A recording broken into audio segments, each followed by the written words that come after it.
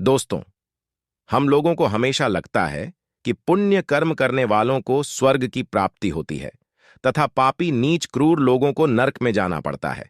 लेकिन आप गलत हैं।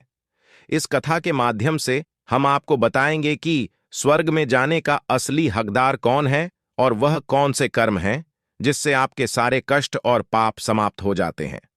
तो आइए दोस्तों, जानते हैं इस पवित्र कथा के माध्यम से। दोस्तों, एक बार धरती लोक पर 4 व्यक्तियों की मृत्यु एक ही साथ हुई थी।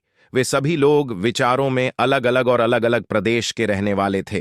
केवल संयोग से ही उन चारों का अंत एक ही समय पर हो गया था। एक ही समय पर यम के दूत उन चारों को लेने के लिए आए थे।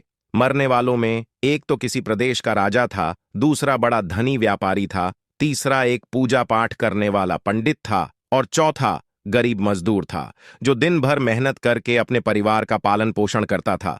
चारों की आत्माओं को लेकर यमदूत मृत्यु के देवता धर्मराज की सभा में आकाश मार्ग से लेकर चारों आत्माओं को जा रहे थे। जब यमराज दूत उन चारों आत्माओं को लेकर यमराज के सभा में पहुंचे तो उनके सम्मुख जाकर खड़े हो गए।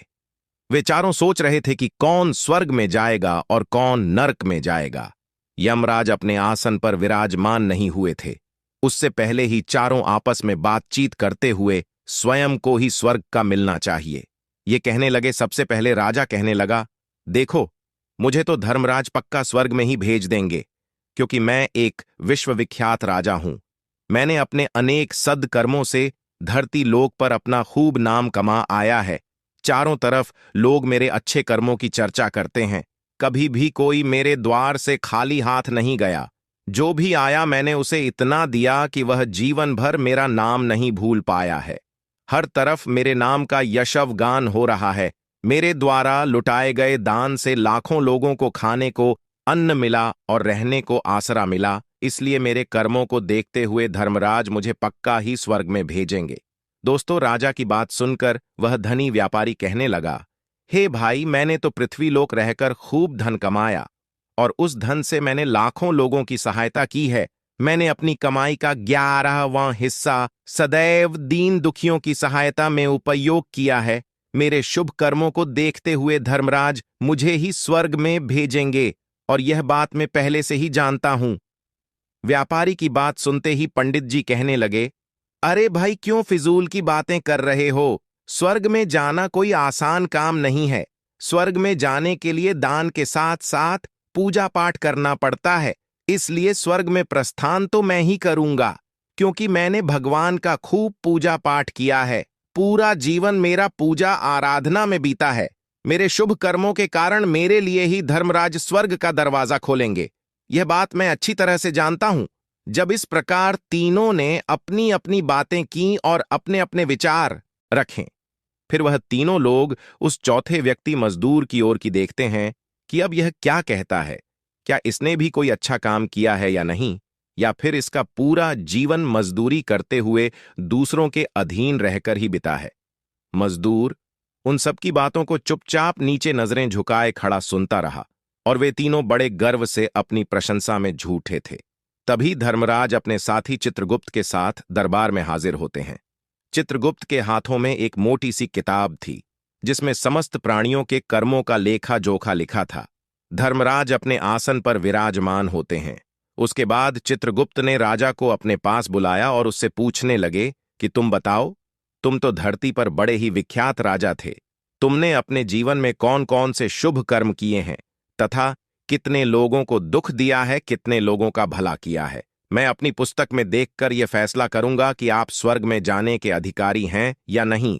तब बड़े गर्व के साथ राजा अपने कर्मों को बताता है। हे भगवान, मैं एक बहुत बड़े राज्य का स्वामी था। मेरा राज्य बड़ा ही समृद्ध और खुशहाल था। मेरे राज्य में दिनहीन गरीब लोग बहुत ही कम थे। सब मेरी छत्रछाया में बड़े आनंद के साथ जीवन यापन कर रहे थे। मैंने अपने राज्य के लोगों को किसी चीज की कमी नहीं होने दी। मेरे यहां हर भूखे को भोजन मिलता था। लाखों की धन मोहर उन्हें रोज दान में दी जाती थी। प्रजा के लोग मुझसे बहुत खुश रहते थे। दिन रात में यही मेरे जीवन के अच्छे कर्म हैं। राजा की बात सुनकर चित्रगुप्त ने अपनी पुस्तक उठाई और उसमें देखने लगे। पुस्तक में देखकर उन्होंने राजा को बताया कि तुम जो कह रहे हो वह सर्वथा सत्य है। तुमने अपनी प्रजा को बहुत सुख दिया है, परंतु इसके साथ साथ तुमने बहुत बड़ा अपराध भी किया है। तुमने अपनी राज्य की सीमा को बढ़ाने के लिए जितने युद्ध लड़े हैं, उन युद्धों में हजारों लाखों की संख्या में सैनिकों ने अपनी जान गंवाई है। उन सब की मृत्यु का कारण तुम बने हो। उनके परिवारों को, उनके बच्चों को अनाथ करने वाले तुम हो। उनके स्त्रियों को विधवा बनाने वाले भी तुम हो। उनकी मां की गोद भी सुनी करने वाले तुम हो। तुमने अपने ही सैनिकों के हजारों परिवारों को हमेशा दुख दिया है। युद्ध लड़कर राज्य बढ़ाने से अच्छा था कि तुम अपने पड़ोसी देशों से मित्रता करके उनके साथ व्यापार बढ़ते। आपका राज्य तब भी समृद्ध और संपन्न रहता। तुमने अपनी प्रजा को नहीं, सैनिकों को सुखी बनाया है, इसलिए तुम स्वर्ग के अधिकारी नहीं हो। यह बात सुनकर राजा चुपचाप पीछे हो गया। उसके बाद चित्रगुप्त ने व्यापारी से पूछा, आपने धरती पर कौन कौन से अच्छे कर्म किए हैं? तब व्यापारी कहता है, हे भगवान, मैंने धरती पर जितना धन कमाया उसका 11वां भाग अच्छे कामों में लगाया।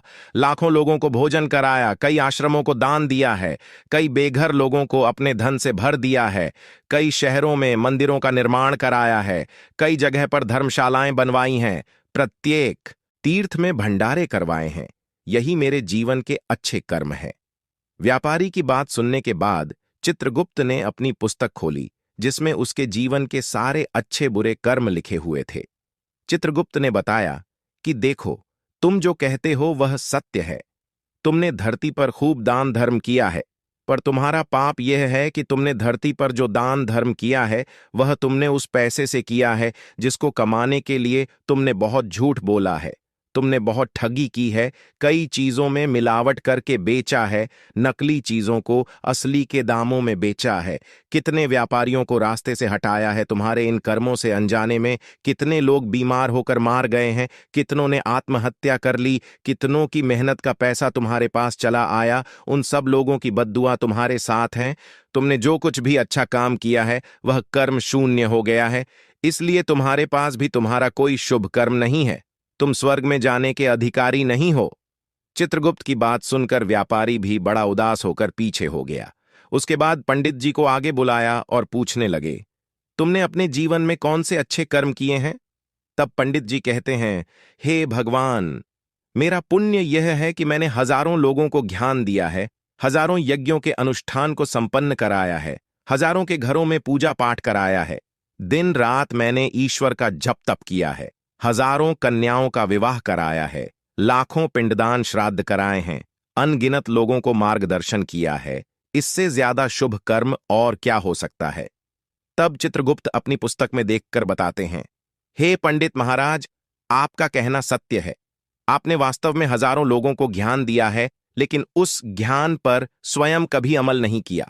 आपने सैकड़ों यज्ञ पूजा अनुष्ठान कराए, पर उसको निस्वार्थ भाव से किया गया, कोई कर्म नहीं था।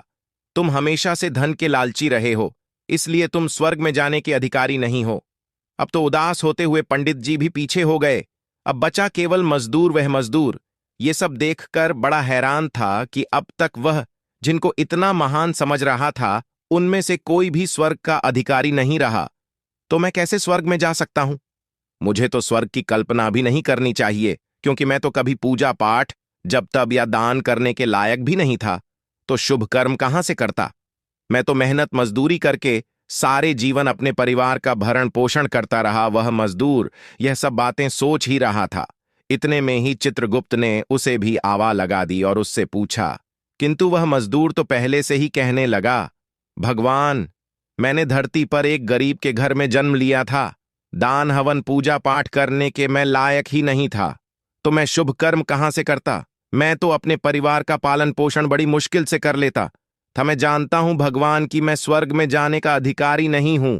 मैंने धरती पर भी नरक भोगा है और आगे भी नरक में ही जाने की हैसियत है। किंतु हे प्रभु, यहां पर भी मेरी एक इच्छा है। मैं स्वर्ग में तो नहीं जा पाऊंगा, लेकिन मैं एक बार स्वर्ग को अपनी आंखों को झपकाकर देखना चाहता हूं। इससे अधिक मेरी कोई इच्छा नहीं है, क्योंकि मैंने ऐसा कोई कर्म नहीं किया है जो कुछ देर के लिए ही मुझे स्वर्ग में पहुंचा दे। मजदूरी के बाद लोगों की सेवा के लिए मेरे पास समय नहीं बच पाता था। बचा हुआ समय मैं अपने बूढ़े माँ बाप की सेवा में लगा देता था। उनके लिए उन्हें खिलाता पिलाता, उनके वस्त्र बदलता, यही मेरी दिनचर्या थी। मुझे तो मंदिर में जाने का भी अवसर नहीं मिलता था। मजदूर की बात सुनकर चित्रगुप्त ने अपनी पुस्तक में देखकर पूछा, हे मानव, तुम ध्यान से सोचकर बताओ कि तुमने कभी तो कोई शुभ कर्म किया होगा। तब मजदूर अपने पूरे जीवन के घटनाक्रम को याद करता है।